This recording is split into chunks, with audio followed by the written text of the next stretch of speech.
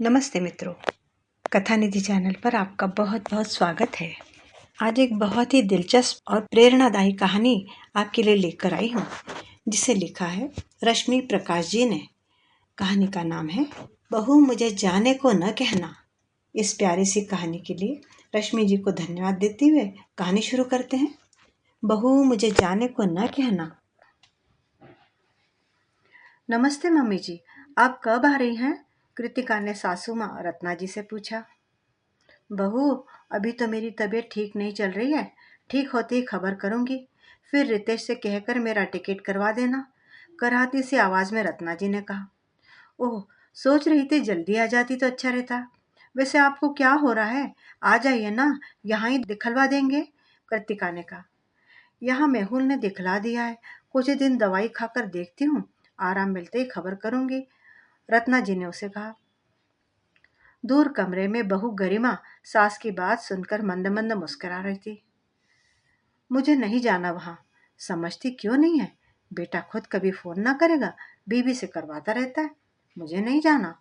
मन ही मन बुदबुदाती हुई रत्ना जी धीरे धीरे चलकर बहू गरिमा के कमरे में आ गई। बहू, एक कप चाय तो बना दे, मैं बस जरा सांझ दिखा कर आती हूँ, कहकर रत्ना जी हाथ पैर धोकर आरती करने चल दी। क्या हुआ माँ जी? आप किस बात के लिए मना कर रही थी? क्या कह रही थी कृतिका? अनजान बनते हुए गरिमा ने चाय पकड़ाते हुए कहा। क्या ही कहती है वो, तुम भी तो जानती हो। अब क्या मेरी उम्र है जो बच्चे संभालने जाऊं? पक्का उसकी माँ जाने को कह रही होगी, तभी हर दिन मुझे फोन करके बुला रही है। नहीं तो क्या मजाल जो फोन कर दे। सास बीमार हो जाए तो 2 घड़ी सेवा ना कर सकती, पर उसके बेटे को संभालने मैं जाऊं? नहीं जाना मुझे। और तू भी अपनी देवरानी की तरफदारी तो कतई ना करना, गुस्से में रत्ना जी बोली। मैं क्यों ही कुछ कहूंगी माँ जी, ये दोनों ही घर आपके हैं, जब मर्जी जहां मर्जी रहिए। पर इस बार जब आप देवर जी के घर से आई है, बहुत नाराज लग रही है। उन लोगों ने कुछ कहा है क्या? भेद लेने और सास के साथ शुरू से रहने के कारण गरिमा सास की थोड़ी चहेती तो हो ही गई थी। बहू, दुखती रग पर हाथ न रख, टालते हुए रत्ना जी बोली। पता नहीं क्यों गरिमा को लग रहा था कि जरूर कोई बात हुई है, तभी माँ जी जाने से मना कर रही है। नहीं तो उन्हें घूमना फिरना तो बहुत पसंद है। गरिमा ने जब थोड़ी जिद की तो रत्ना जी दुखी होकर बोली। सुन, मेहुल से कभी कुछ ना कहना बहू। मैं नहीं चाहती भाइयों में इस बात पर कोई अनबन हो। वादा कर, तू मुंह न खोलेगी। गरिमा के हाँ कहते रत्ना जी बताने लगी। बहू, कृतिका बहू को बाहर घूमना फिरना इतना पसंद है कि वो अपने दोस्तों के साथ 2 साल के बेटे को मेरे भरोसे पर छोड़कर चली जाती है। घंटों बाहर घूम फिर कर आती है।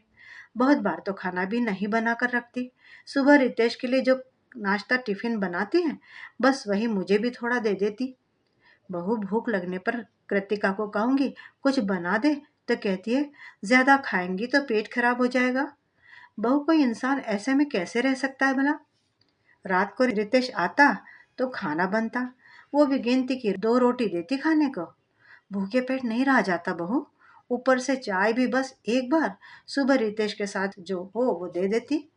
कई बार दिल करता रितेश से कहूं, पर सोचती जिंदगी इन दोनों को साथ में रहकर आपस में बितानी है, तो क्यों बोलकर इनमें तकरार करवाऊं। अच्छा है रितेश को विश्वास है मेरी बीबी माँ को प्यार और अपनेपन से रखती। सच कहूं कृतिका बहू दिखावा बहुत करती है, और मेरा भोला बेटा बीबी के दिखावे को सच मान लेता है। वो मेरे ही बेटा और बहू पोते हैं, फिर भी उस घर में जाकर मैं कैदी हो जाती हूँ। मेरी मर्जी से ना कुछ कर सकती ना खा सकती। तेरे पास तो जो कहती तू प्यार से बना कर देती, इसीलिए यहाँ से जाने का दिल नहीं करता है बहू। देख, ये भूल से भी मेहुल से ना कहना। हाँ, मैं कोई बहाना कर लूंगी पर वहां नहीं जाऊंगी, रत्ना जी धीमे से बोली। सुनकर गरिमा को जरा भी अच्छा नहीं लगा।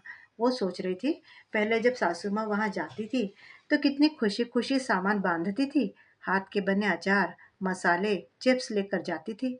जब आती तो कृतिका ये बनाकर खिलाई वो बनाकर खिलाई, ये दी वो दी, कहते थकती ना थी। कितनी बार कह देती थी कृतिका बहू कढ़ी तुमसे अच्छा बनाती है, तो कभी किसी और चीज की भी तारीफ कर देती थी। गरिमा बस एक झूठी मुस्कान चेहरे पर लाकर सब सुना करती थी। पर आज उसी कृतिका के घर न जाने के लिए सासू बहाने बना रही है। पता नहीं मुझे इस बात के लिए खुश होना चाहिए या दुखी, गरिमा बैठी बैठी सोच रही थी।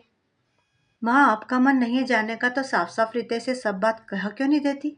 मैं ये नहीं कह रही आप वहां जाइए ही, पर रितेश को भी तो पता चले। माँ वहां आना क्यों नहीं चाहती? गरिमा रत्ना जी के मन की थाह लेने के लिए बोली। बहू, बात की बाद में देखेंगे, फिलहाल मेरा मन उचाट रहा है, कुछ दिन यही रहने दे, फिर सोचूंगी, कहकर रत्ना जी चाय का कप ट्रे में रखकर वहीं सोफे पर लेट गई। गरिमा सोच रही थी, पता नहीं लोग ऐसा कैसे करते हैं, खुद बाहर घूम कर आ जाती है, मस्ती कर लेती है, पर जो सासू माँ घर पर रहती है उसके ही बेटे को देखती है, उसके लिए जरा सा भी नहीं सोचती। ना जाने क्यों उसके मन में कृतिका के लिए थोड़ा सा गुस्सा आने लगा। उस रात तो वो मन में उथल पुथल लिए सो गई, पर दूसरे दिन सुबह न जाने क्या सोचकर सारा काम खत्म करके कृतिका को फोन लगा दिया। हेलो कृतिका, कैसी हो? और हमारा अंश कैसा है? नमस्ते भाभी, हम दोनों ही ठीक है। आप बताइए, उधर सब कैसा है? मम्मी जी की तबीयत कैसी है? कृतिका ने पूछा। हाँ, हम तो ठीक है। माँ की उम्र हो रही है ना अब, जब तब बीमार पड़ती रहती है। ये बताना कि तू कढ़ी कैसे बनाती है, और वो वेज बिरयानी। माँ तो तारीफ के पुल बांधे रहती है। कहती है कृतिका के हाथों में तो कमाल का हुनर है, ना मुझसे बनता ना तेरे से बहू, वो तो बस कृतिका बहू ही बना पाती है। 2 दिन पहले कह रही थी बनाने को, उनकी तबीयत नासाज है तो ज्यादा तो खा नहीं पाती, पर बिना खाए रहेंगी तो और बीमार हो जाएंगी। यही सोचकर उनकी पसंद का खाना बनाने का सोच रही थी। तू मुझे रेसिपी बता दे तो मैं बना दूंगी। पता है, ये उम्र ही ऐसी है उनकी, ऊपर से डॉक्टर ने सख्त हिदायत दे दी है, जो खाने में जरा समय का उलटफेर हुआ पेट में तकलीफ बढ़ जाएगी, इसलिए वक्त पर खाना खाना जरूरी है। गरिमा ने अपनी तरफ से माँ के लिए बात कह दी और रेसिपी पूछकर फोन रख दिया। दूसरी तरफ कृतिका मन ही मन सोच रही थी, मैं तो मम्मी जी को अब ना खाने को कुछ अच्छा देती थी, ना वक्त पर खाना ही देती थी, फिर भी मम्मी जी ने मेरी जरा भी बुराई नहीं की। इस बार जब आएंगी, सच में मैं उनका पूरा ध्यान रखूंगी। बीमार हो जाती है तो तकलीफ भी हमें ही होती है, तो क्यों ना बीमार पड़ने की वजह ही खत्म कर दे। कुछ दिनों के बाद रितेश ने माँ को जबरदस्ती टिकट कटवा कर अपने पास बुलवा लिया। रत्ना जी अब कोई बहाना भी नहीं कर पाई, क्योंकि मेहुल ने भी कह दिया था, माँ कुछ दिनों के लिए चली जाओ, नहीं तो रितेश को लगेगा माँ उसे प्यार ही नहीं करती। तब रत्ना जी बड़े बूझे मन से उसके यहाँ आई थी, पर इस बार कृतिका बहू के बदले अंदाज से वो आश्चर्यचकित रह गई। कुछ दिनों बाद जब कृतिका दोस्तों के साथ बाहर जा रही थी, तो रत्ना जी के लिए खाना बना कर रख गई थी और बेटे को भी सुला कर गई थी, जो अब 3-4 घंटे आराम से सोता रहेगा। कृतिका के जाते रत्ना जी ने गरिमा को फोन कर दिया। बहू, इस बार तो चमत्कार हो गया, कृतिका बहू तो बहुत बदल गई है, मेरे खाने पीने के साथ आराम का भी पूरा ध्यान रख रही है, पहले जैसा अपनापन दे रही है और प्यार भी। सच कहूँ, मुझे तो विश्वास ही नहीं हो रहा है, ये चमत्कार कैसे हो गया? आश्चर्य और खुशी मिश्रित लहजे में रत्ना जी बोली। अब आप खुश है ना माँ? बस यही तो होना चाहिए था।